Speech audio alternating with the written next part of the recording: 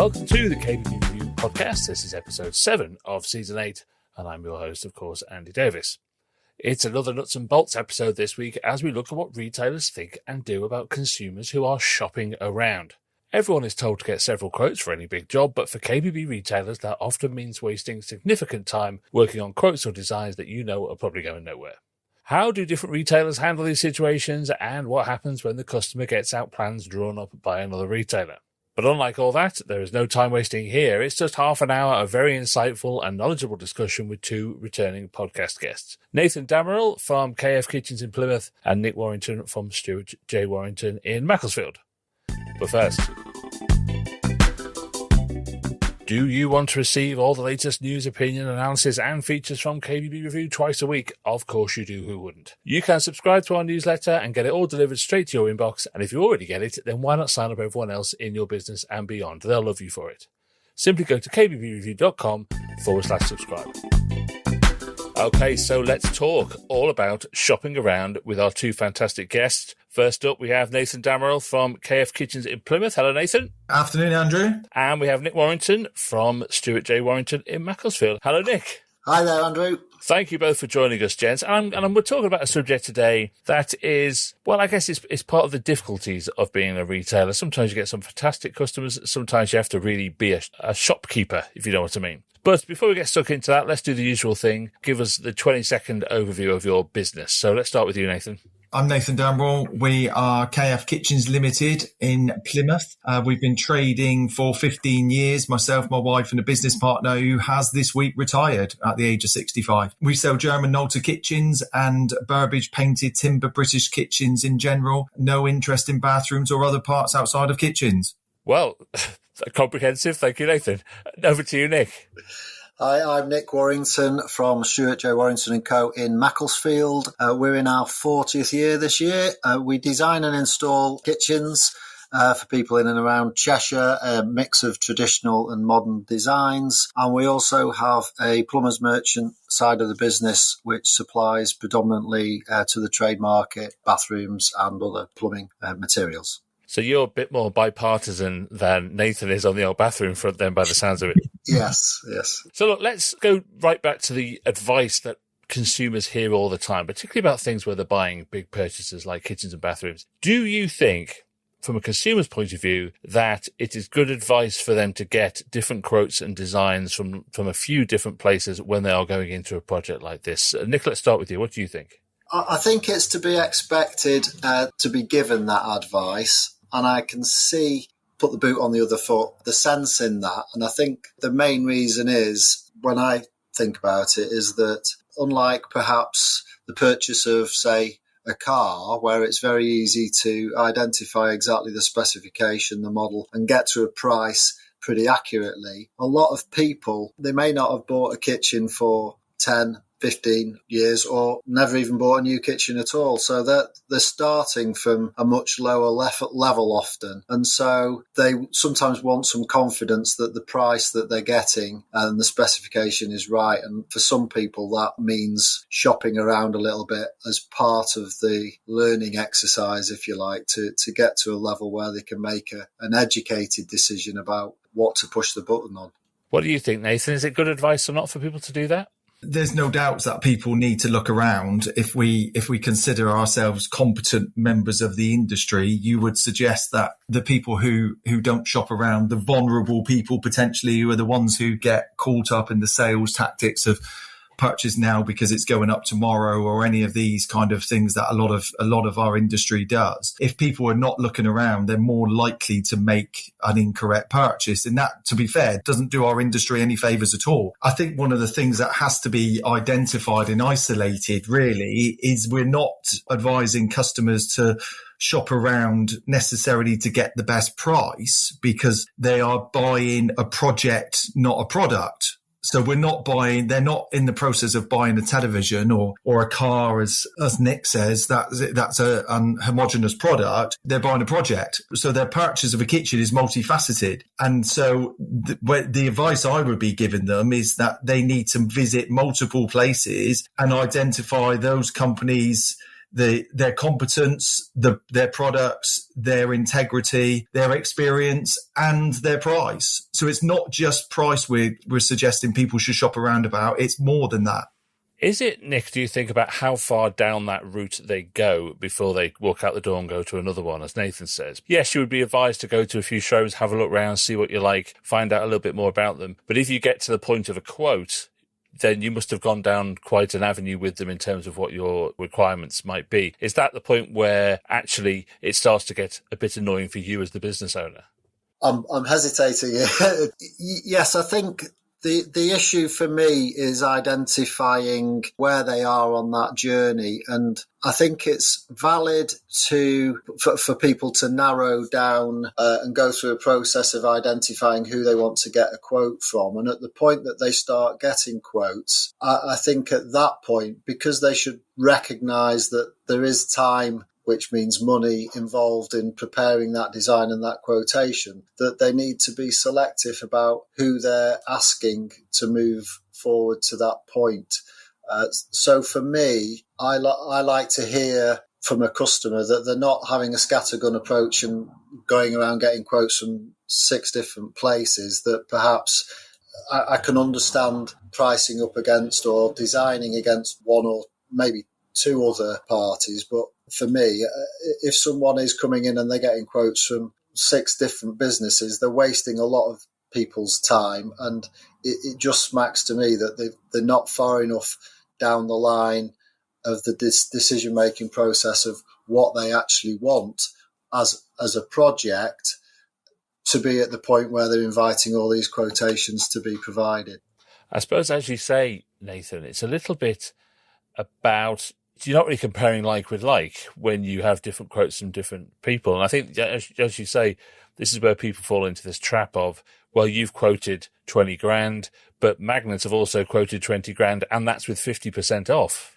So I'm getting a 40 grand kitchen for 20 grand. And of course, that's not true. And we all know that's not true. So when this starts happening, are they very open about it? Do they say, look, I've been to several other places, I'm seeing what they're doing? Or are they being keep their cards close to their chest in that case? To try to set a business up where you treat everybody differently, which is kind of that suggestion. You have to, if you treat everybody differently, as in somebody could be coming to you and all they want to do is buy a kitchen from you, and somebody else might be getting 6 quotes, your business becomes really, really varied then. So you're dealing with every single customer differently. My approach, and has always been my approach, which is probably slightly unique, but I control the direction. So realistically, it doesn't matter what that customer thinks that they want from us. We tell them what we are prepared to provide. And if I was giving advice to any retailer out there who would struggle with this, I talk about, and I tell customers at the start, we have a technique where we kind of give people indications of price within 30 minutes. And I do that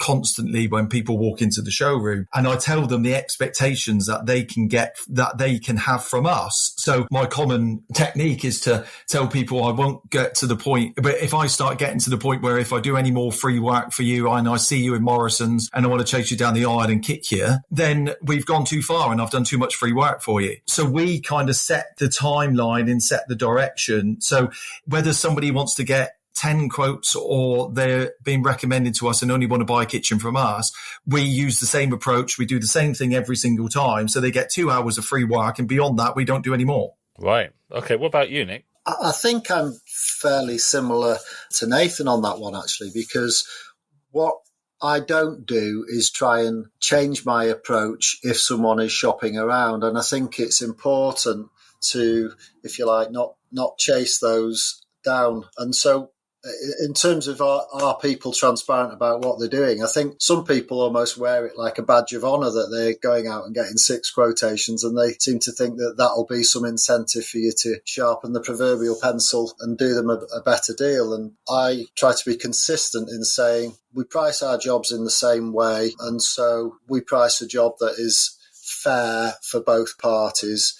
We don't do the magical sale technique here. We give you a price, that's the price. And other than changing specification or design details or scope, the price isn't, I'm not going to suddenly knock £5,000 off the price of the kitchen for you. It doesn't happen here. And I think that's really important, because it's very easy for them to think that they're pressurising you into something, and it's for a small retailer, it can be easy to feel like that you need to follow that. And I think you just got to be true to the way you want to run your business, because there's nothing worse than being in a position where you have reduced your price and then you don't enjoy that. You will never enjoy doing that project in the same way as one where you think you're being paid fairly for the work that you're doing. Can I jump in there, Nick? I think something you said that's really important there, that actually when you give away that your price is not your price is negotiable. As soon as you give that away, the person on the other side of this deal are naturally going to say, well, we've got other quotes and therefore we're trying to get everybody to fight to the bottom, which we're all naturally inclined to do. We all want to do that. Everybody wants to get the best deal they can possibly do. But if as a retailer, if you are strong enough to say, we will charge you a price for the services and the products that we supply, and that's not going to change, all of a sudden the narrative changes. I think it's not about price, and the stores have done it for years, haven't they, really? Is that how many times have we all bought things, and it might be a holiday or it might be energy or it might be any of these things, that it's instilled in people that, well, if you get a cheaper quote, come back to me and I'll match it. Well, if you change that narrative and don't do it that way, then inevitably people are not going to start using that as a tactic against you. I'm 100% with that, and I quite often use a bit of a light-hearted sort of jokey approach to that. And, if someone says, particularly if they've been to one of the bigger retailers, and I think we mentioned Magnet as an example, where that does happen, I'll usually broach that and say, we don't do that approach here. What I'll give you is a fair price, because we don't believe that a customer should have to barter to get a fair price. And that, one of the things we sell ourselves on is that we're fair to everybody who walks through the door, and someone isn't going to lose out and get a bad deal because they weren't prepared to barter. And so I sort of finish off and say, but if you do want a huge discount, just let me know and I'll put the £10,000 on your original quote. And then when you come in, I can knock it off again for you and take you back to where we should be anyway. And I think most people then, when you explain that to them, start understanding that there's a difference between price and value. And the reality is there's not many people who ever pay the full price at certain retailers, because they're just artificial figures that only exist if you buy a 3-unit kitchen. And ultimately, people want you to display integrity. And that's it. What you're saying there, Nick, is exactly what you do, is that you're displaying experience, integrity and competence. And that is probably to people who are buying a project, not to somebody who's doing a place up and selling it. And really the quality and the experience is irrelevant to them. It's all about price.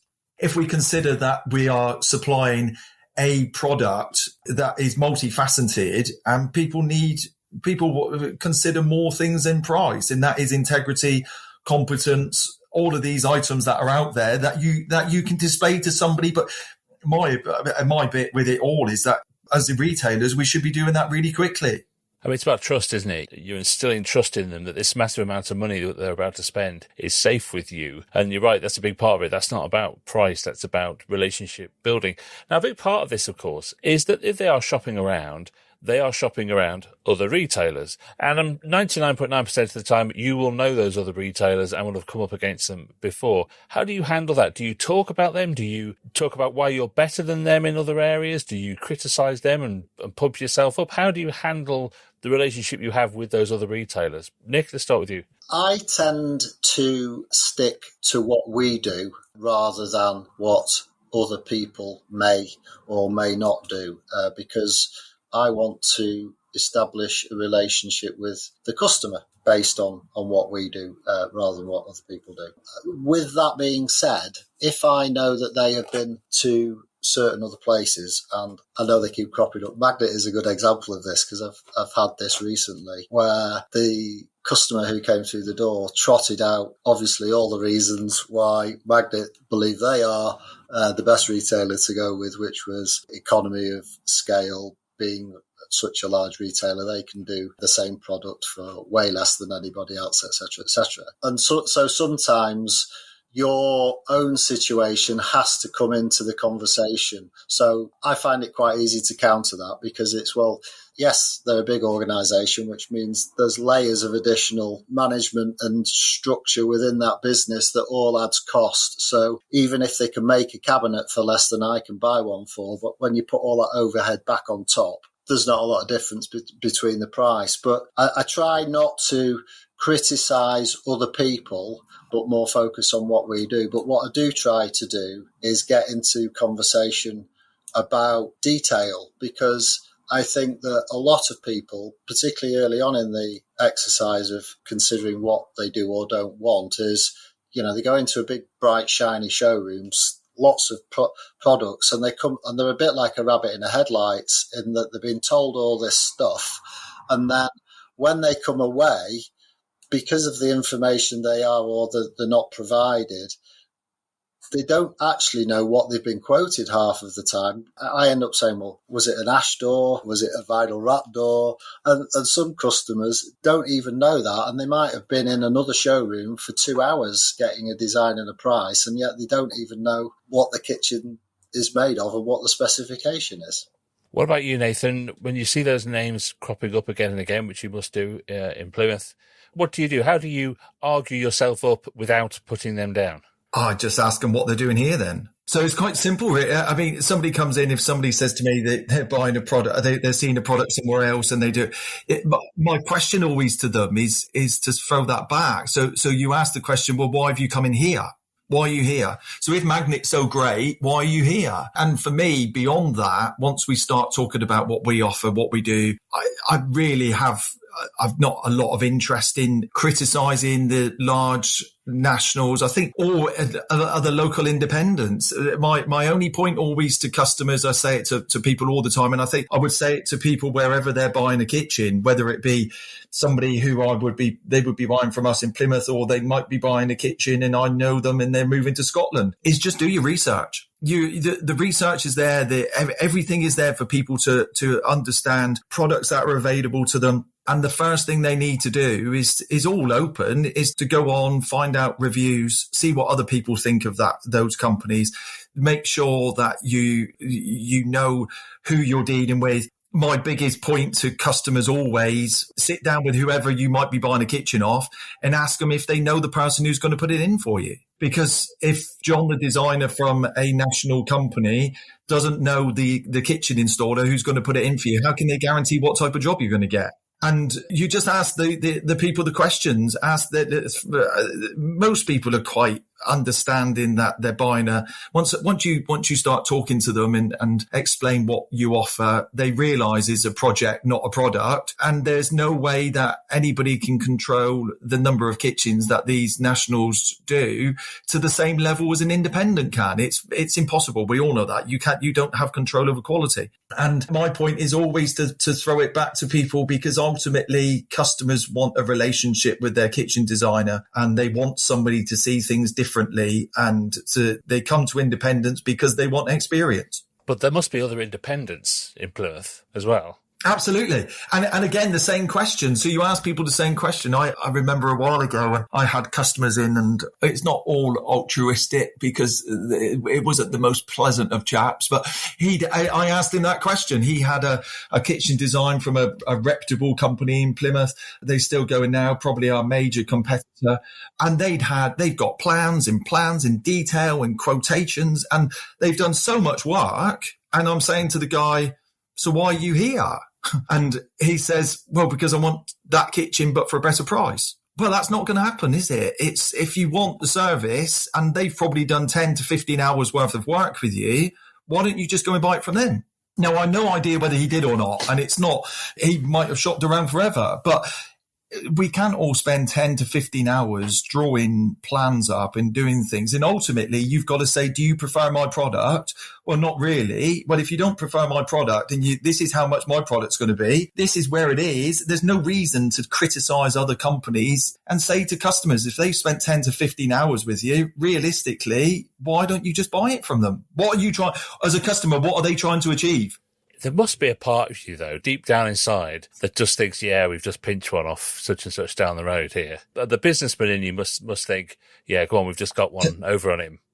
Andrew, to be honest, if somebody has done that amount of work, then I'm not adding any value to them. And if I'm adding no value, I get no joy in the project. And that's the truth. It's not my kitchen, really. It's somebody else's. We are fortunate enough that I don't have to go around trying to fight off different people and to fight for business, because the majority of people, they come to us because they want to anyway. So we've been at it long enough that we're not necessarily in that bun fight. But there has to be a level of professional integrity to say, I'm not trying to steal jobs off other people. That's not what you're there to do.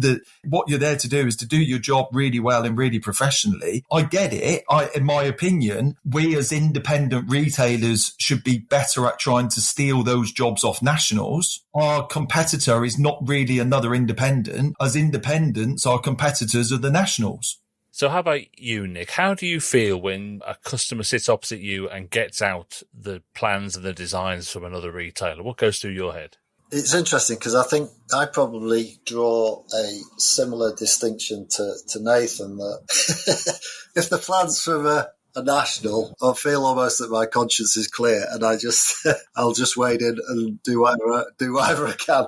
If it's, as Nathan's described, it's clear that someone has done a lot of work and it's an independent, I do the same, and I want to know, well, why you're here. And if it's a price thing, I don't tend to even waste my time, because I'll probably be the same or more expensive anyway. And so if they're being driven by price, I'm wasting everybody's time by even spending any time preparing a quote for them. So I do have a conversation along the lines of, we're quite happy to provide a quote for you. But if you are genuinely only interested in price as a bottom line, and you do get the odd customer who, despite your best efforts, finds it a struggle to distinguish between price and value, then I'm prepared to sort of wave them goodbye, really, because they're not our customer, and I'm happy to do that. But on the other hand, we also get customers who come in with plans, and they get the plans out because they may say, I've been to this national, I've got this plan, it's okay, but I'm not blown away. Would you do anything differently?